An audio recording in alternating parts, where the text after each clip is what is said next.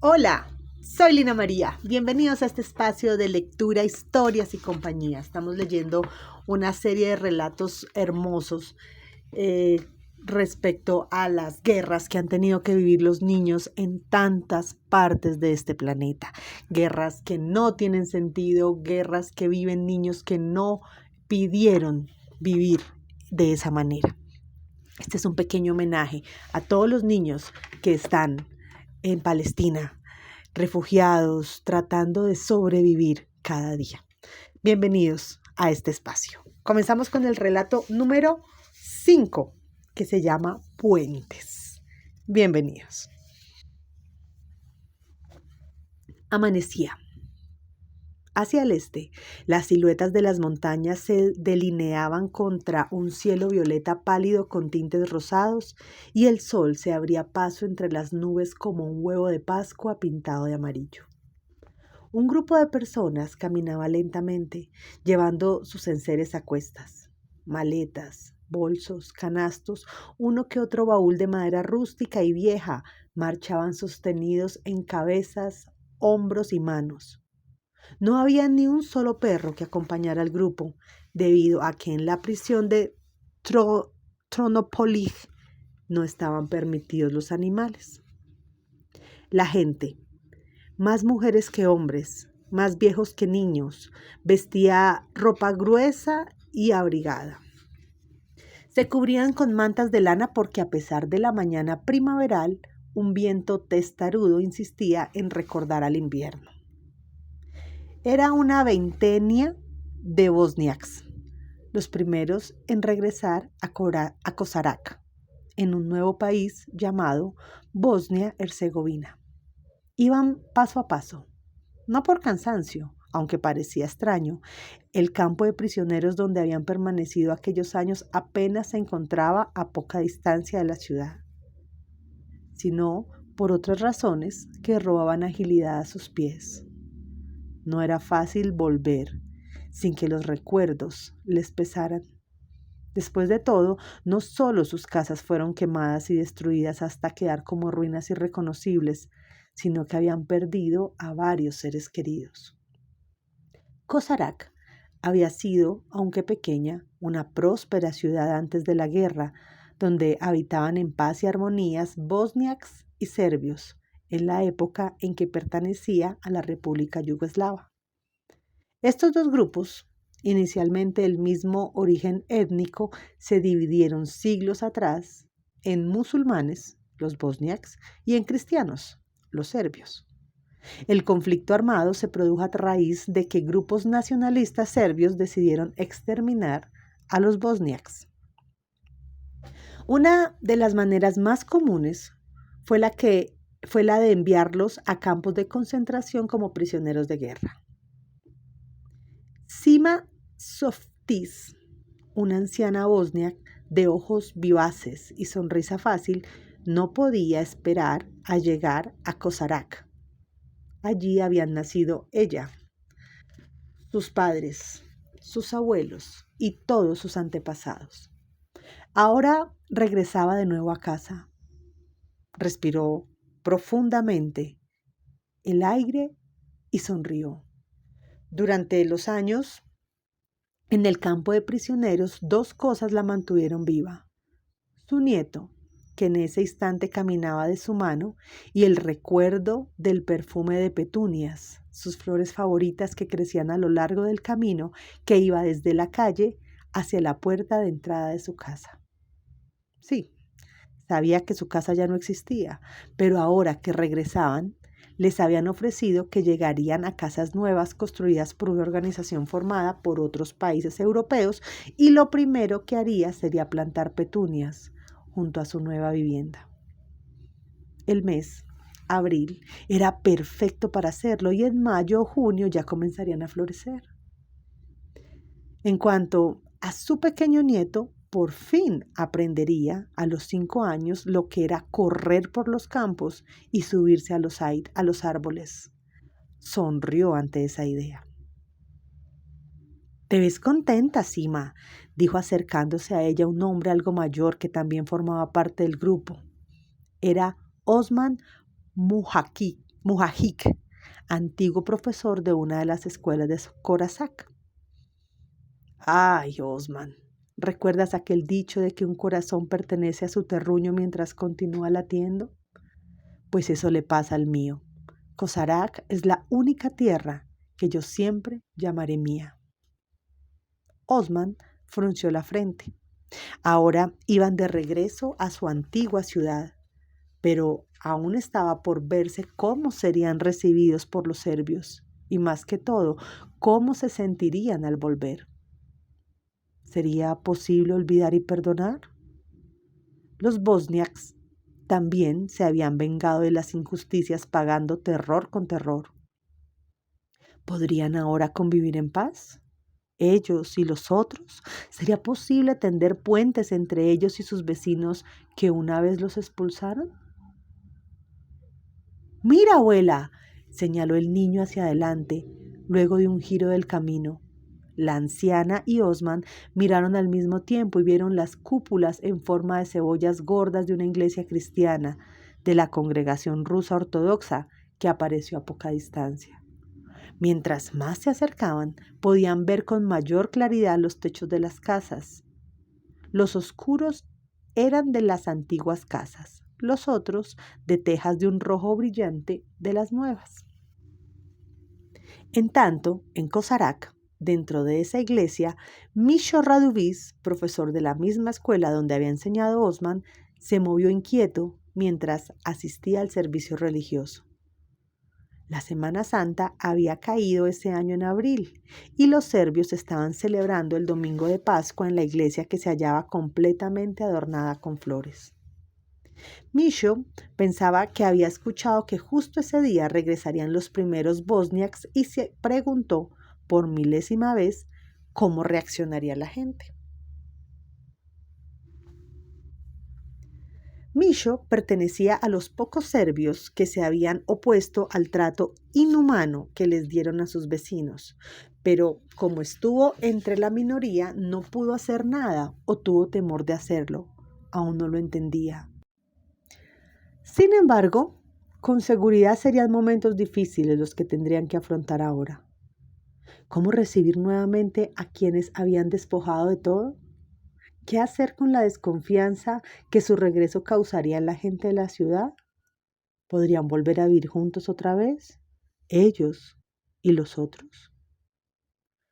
Los caminantes se aproximaban cada vez más a la ciudad. Sus rostros alargados y angulosos iban adquiriendo una expresión uniforme de expectativa y temor, mientras sus cuerpos escuálidos y flacos parecían no poder detenerse en el camino. Y es que el grupo aceleró el paso movido por la visión de los techos de su ciudad, o de la ciudad que había sido suya hasta hace años atrás. Algunos niños, contagiados por la atención de los adultos, corrieron gritando sin saber por qué. La misa pascual terminó y los serbios empezaron a abandonar la iglesia, todos con sus mejores ropas. Las niñas llevaban guirnaldas de flores en la cabeza y sujetaban en las manos pequeñas canastas llenas con huevos pintados de Pascua. El sol lucía esplendoroso en un cielo transparente y azul. Los bosniaks caminaron más rápido. Sima también apuró el paso. Su pequeño nieto se soltó de su mano y empezó a correr junto a los otros niños. Pasaron cerca de un molino en el camino hacia la ciudad. La mujer recordó cuando era joven y llevaba a moler el trigo. El molinero tenía un hijo de su misma edad. Era alto y guapo, con una sonrisa que conseguía todo lo que se proponía. Y cuando le pidió matrimonio, logró que ella aceptara sin más ni más. Ahora su nieto era la vívida imagen del joven molinero. Sima se limpió las lágrimas que aparecieron sin que se percatara, con una esquinita de la manta con la que se cubría sin detener su avance. Ahora su paso se había convertido en un trotecillo que nunca hubiera pensado que podría realizar sus viejas piernas reumáticas. Atrás quedó Osman, pero al ver que ella se alejaba con tanta rapidez, apuró el paso hasta quedar nuevamente a su lado. El hombre sentía que el corazón le saltaba emocionado en el pecho. A la distancia había divisado la torre de la escuela, el mismo lugar donde su esposa, también maestra y una de las primeras mujeres que logró la cátedra, le contara que iba a ser padre por primera vez. Mientras tanto, Misho, junto a los otros serbios, se dirigieron a las afueras de la ciudad. Allí, en el campo, celebrarían el rito de los huevos de Pascua, rompiendo algunos sobre la tierra y escondiendo otros para que las niñas y los niños más pequeños los buscaran. Los dos grupos llegaron al mismo tiempo a un prado verde. Los bosniaks, ávidos y confusos, entraban a la ciudad. Los serbios, ansiosos y turbados, salían de ella. Ellos y los otros y ellos, sintiendo exactamente el mismo desconcierto. Se miraron los rostros pasando de un par de ojos a otros.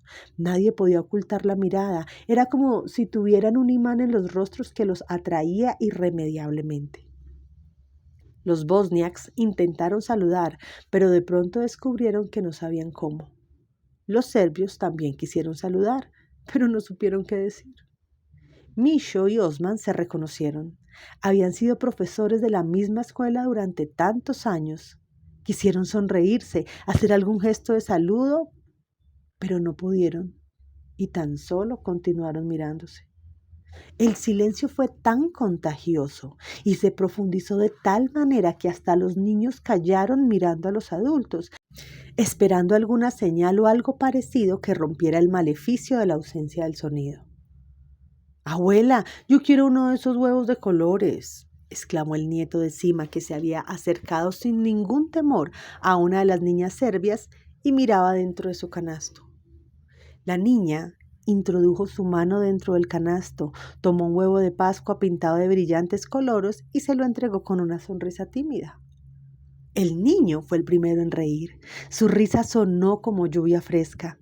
Luego rió Sima con un torrente de carcajadas profundas que terminaron sospechosamente en algo parecido a un sollozo. Después fue Misho quien rió, y para cuando rieron ambos grupos, los bosnias y los serbios, Osman tenía un pensamiento fijo en la mente. Puentes. Los niños habían tendido puentes entre ellos y los otros, entre los otros y ellos. Qué maravilla son los niños. Así terminamos este episodio y comenzamos el sexto relato, que se llama La magia del león. ¡Cu, cu, cu!, cantó Bolai de Dag mientras daba saltos sobre la hierba como los antiguos guerreros, para que la magia surtiera efecto y el hechizo los protegiera durante los combates armados.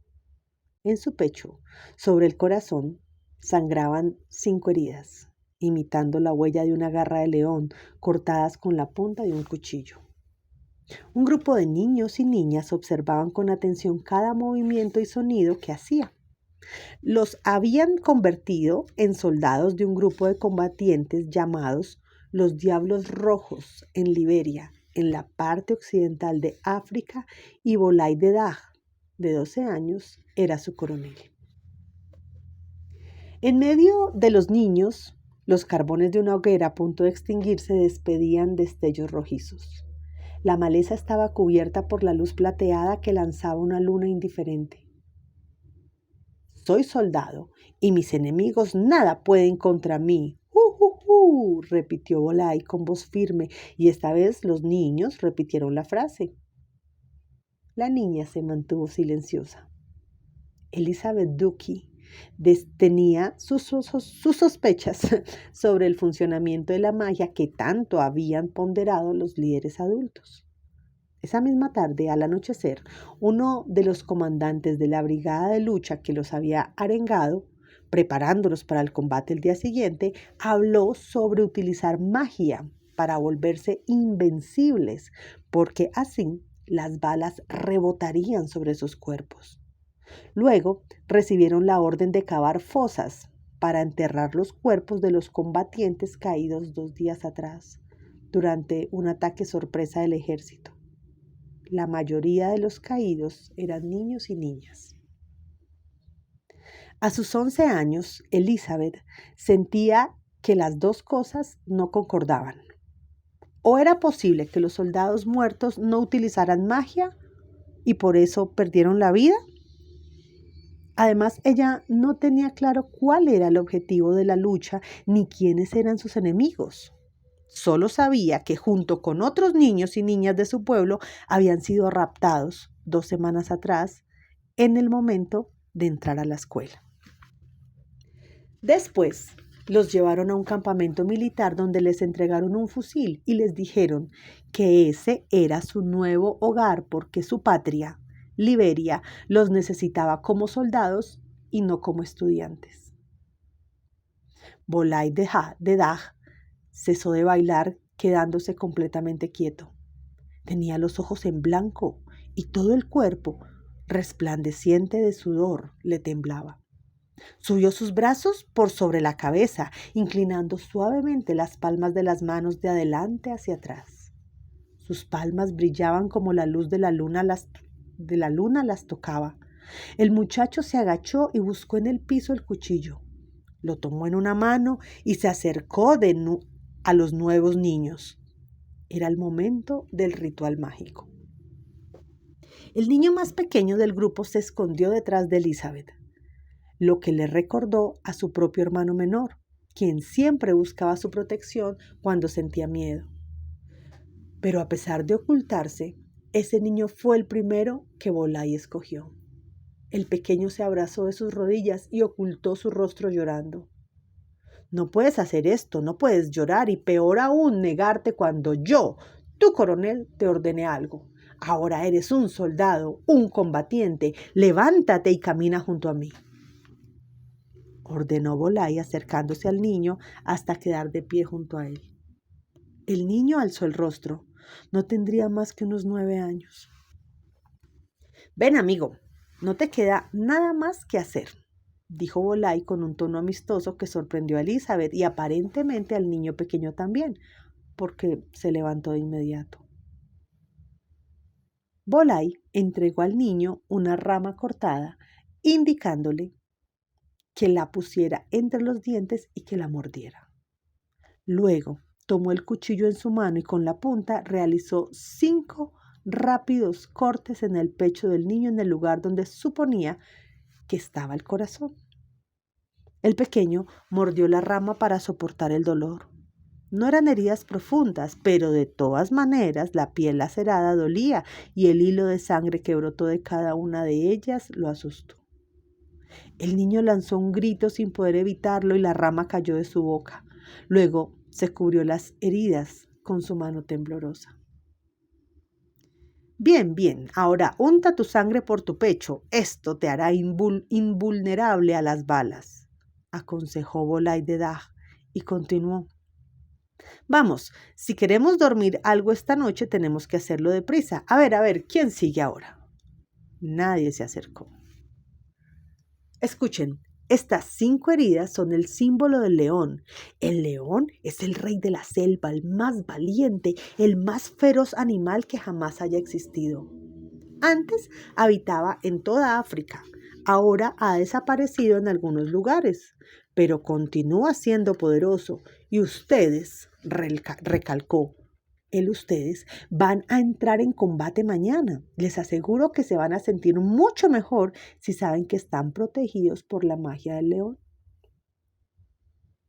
Yo vi una vez una película en el cine de un león que era rey, dijo tímidamente otro niño desde el suelo. Basta de charla, yaca, yaca, yaca, yaca. Parecen micos en vez de soldados. No hay tiempo que perder. Los comandantes están llenándose de vino de arroz. Vendrán borrachos y si nos encuentran aquí, la vamos a pasar muy mal. De mala gana, los niños se fueron acercando para realizar la magia de la huella del león. Cuando fue su turno, Elizabeth se incorporó con gracia. Primero, se retiró su blusa blanca por la cabeza y luego por sus brazos. Su cuerpo era tan delgado y plano que parecía tallado en madera de ébano. No aceptó sostener nada entre los dientes porque sabía que no iba a gritar, y cuando los cortes aparecieron en su piel, dejó que la sangre de las heridas corriera para que aumentara el flujo y poder untársela mejor para protegerse de las balas enemigas. Más tarde, los nuevos niños se acomodaron entre la maleza a dormir, cargando consigo los fusiles como les habían ordenado. Elizabeth no podía dormir. ¿Qué dirían sus padres al escuchar que fue raptada para ser llevada a la guerra? Ya que varios vecinos habían presenciado lo ocurrido hacía 2 días. ¿Cómo harían para encontrarla? Su padre había perdido las 2 piernas cuando la aldea fue atacada por otras fuerzas de combatientes y su madre tenía que cuidarlo constantemente, eso sin mencionar a sus otros hermanos aún más pequeños. La niña decidió que si sobrevivía al combate el día siguiente se escaparía y regresaría a su casa. Escuchó decir que se encontraba a 2 días de Monrovia, la capital, pero calculaba que estaría a pocas horas de su aldea. Miró el arma que yacía a su lado y nuevamente las preguntas volvieron a su mente. Bueno, ya estaba claro lo de la magia, pero ¿cómo iba a utilizar ese rifle si nadie le había enseñado? Apenas podía cargarlo y no tenía idea de cómo se disparaba. Se quedó dormida, pero no por mucho tiempo, porque la despertaron unos sollozos. Pensó que era el más pequeño de los niños del grupo, el que le recordó a su hermanito. Como la noche estaba tan clara, se incorporó y sigilosamente fue a buscarlo. Siguiendo el sonido, llegó a una pequeña carpa de tela verdosa que debió pertenecer al ejército. A la luz de la luna, unos números negros resaltaban sobre la tela raída. Los sollozos salían de allí. Elizabeth retiró la tela de la entrada con cuidado y miró con atención tratando de distinguir a la persona que estaba dentro.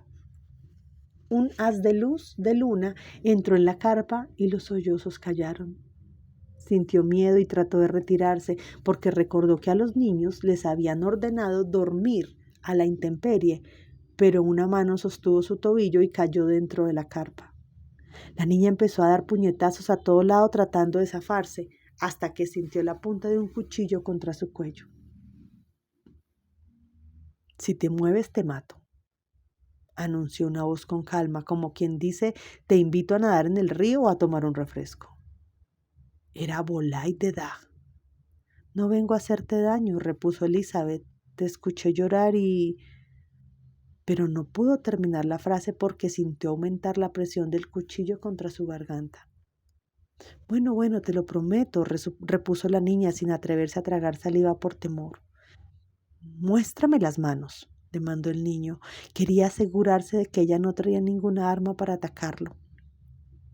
Elizabeth extendió las manos abiertas y fue retrocediendo despacio hasta salir de la carpa. Quiso echarse a correr, pero él, de un salto, la detuvo. Espera, ¿por qué entraste a mi carpa?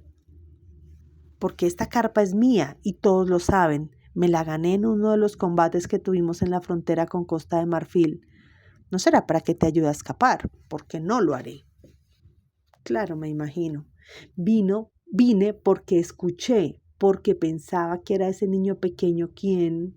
Elizabeth no se atrevía a decir que estaba llorando, que estaba sollozando, luego de tremenda amenaza. Sin saber cómo continuar, decidió preguntar algo. ¿Entonces ya eres soldado desde hace algún tiempo? Casi como 1 año y sigo vivo. Por eso me conocen como el coronel. No me han herido ni una sola vez, repuso orgulloso el niño. ¿Por qué te uniste a este grupo llamado Los Diablos Rojos? Volay añadió el nombre del grupo subversivo. Me uní a ellos porque quedé huérfano y sin casa, luego de que otro grupo rebelde saqueó mi aldea y mató a toda mi familia, a todos.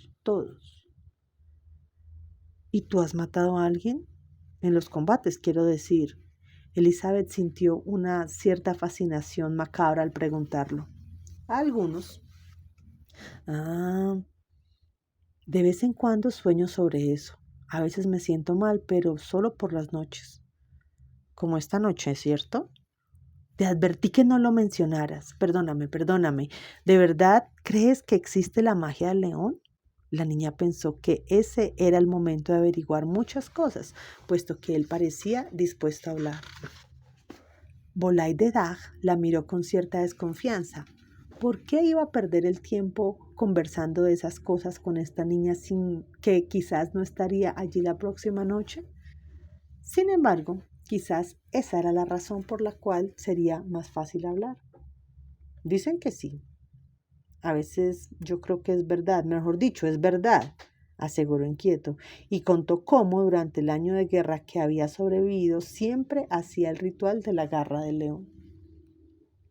El león, explicó, es el único animal que no tiene enemigos entre los otros animales. Ningún animal puede darle caza, por eso se le conoce como el rey de la selva. Elizabeth se sentó a la entrada de la tienda de campaña y Bolai la imitó. El niño nunca se hubiera imaginado que tenía tantos deseos de hablar sobre su vida, así que contó que sus comandantes les dijeron a los niños soldados que la magia los iba a proteger y que para eso utilizaban muchos trucos extraños, entre ellos el de hacerlos vestir de maneras raras. Al llegar a ese punto se detuvo. No quiso confesarle que a veces los obligaban a entrar en combate vestidos de niñas. Unos decían que era para confundir al enemigo y otros para hechizarlos con una magia. A él no le había gustado, por lo tanto, una noche cuando soñó con un león que en vez de perseguirlo se convirtió en su amigo, pensó que era una señal e inventó su propia magia.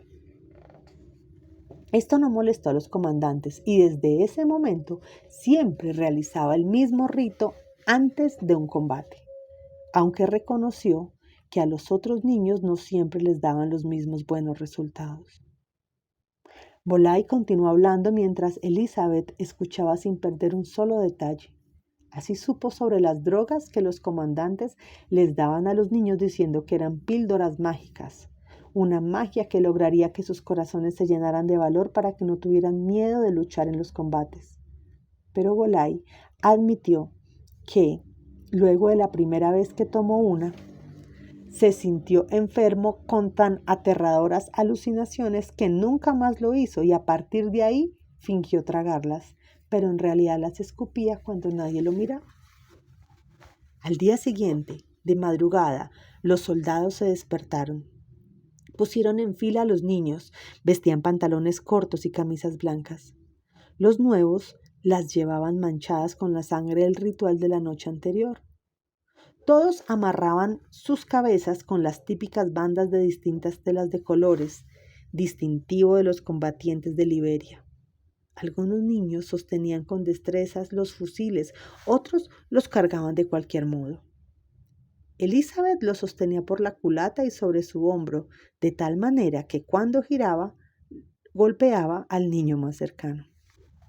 Bolai se disponía a dar órdenes cuando escucharon tiros de ametralladoras. Los atacaban.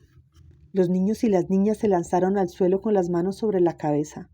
Los disparos cesaron. Era imposible saber dónde se hallaba el enemigo, ya que la densa vegetación lo ocultaba. Esperaron unos minutos. 3 soldados adultos con un comandante al frente se acercaron arrastrándose para ordenar a Bolai avanzar con los niños hacia adelante disparando sus fusiles. El niño dio una orden. Todos se pusieron de pie y avanzaron. Elizabeth tenía temor, tanto como nunca lo había sentido. Entonces se dio cuenta de la real situación y comprendió por qué nadie se había molestado en enseñarle a disparar. No era necesario. Los niños eran el señuelo para obligar al enemigo a delatar el lugar donde se escondían. La niña agarraba el fusil como un palo de escoba y se preguntaba desesperadamente si la magia de la garra del león surtiría efecto. Luego todo fue confusión. Al empezar los disparos, los gritos y los cuerpos que caían a su lado le recordaron a Elizabeth una pesadilla. Todos los niños, sin excepción, habían caído víctimas de los disparos enemigos. Sin poder soportarlo, se lanzó al suelo boca abajo. Alguien se colocó a su lado sobre la hierba. Era Bolai. «Ven, sígueme», ordenó el muchacho metiéndose a gatas entre la maleza en dirección opuesta a los disparos que venían desde el campamento. Sin duda, el enemigo conocía la treta de enviar a los niños primero y había dado la vuelta para sorprender a los soldados adultos por el otro lado. ¿A dónde vamos?, susurró ella. Voy a sacarte de aquí y llevarte hasta la carretera, contestó el niño. Elizabeth no tuvo tiempo de decir algo porque Volay cayó a su lado sosteniéndose una pierna con sus dos manos. Una bala perdida lo había herido. La niña se quitó su blusa y rasgó la tela, después amarró la pierna con un torniquete. ¡Corre! ¡Escapa de aquí ahora mismo!, exclamó el muchacho. Pero Elizabeth rehusó. La herida de Volay no era profunda y con su ayuda podría caminar. Recuerda que estamos protegidos por la magia de la garra del león, susurró ella por si alguien estaba cerca. Eso significa doble magia que nos permitirá huir a los dos. Entonces, ¿en verdad tú no crees en eso?, preguntó ella preocupada al ver que el niño dudaba. Lo creí todo este tiempo, repuso mirando su pierna herida, pero ni yo mismo soy vulnerable a las balas. Ahora lo que deseo es que la magia nos permita ser como el león y no tener enemigos. De repente escucharon que el tiroteo se alejaba. Vamos, ahora es nuestra oportunidad y tú puedes acompañarme. Regresa conmigo a mi aldea, dijo la niña. Yo no voy, pero en la carretera podrás encontrar a alguien que te lleve. Está apenas a 2 horas de acá, pero tengo un fusil y no tengo familia. Me uniré a otro grupo, soy un soldado, dijo el niño con amargura. Pero tú mismo lo has dicho, tal vez la magia funcione, nadie será enemigo de nadie y la guerra terminará. Volay la miró con una expresión seria y solemne. Temía que la guerra no terminara nunca, por lo menos para él. Más tarde, cuando llegaron a la carretera, se despidieron. La niña miró la espalda de Volay, alejándose hacia la maleza. Cojeaba de la pierna herida, pero esto no impedía que caminara ligero. Elizabeth llevó su mano sobre su corazón y tocó levemente las cicatrices, todavía frescas, de las 5 heridas. Recordó a los niños soldados, el ritual de la noche anterior y la guerra. Aún no comprendía contra quiénes luchaban o por qué, pero sí sabía que la magia del león debía surtir su efecto pronto o no quedaría nadie para averiguarlo. ¡Wow! ¡Qué relato tan conmovedor! Espero sus comentarios, sus apreciaciones sobre este par de relatos maravillosos en los comentarios de este audio.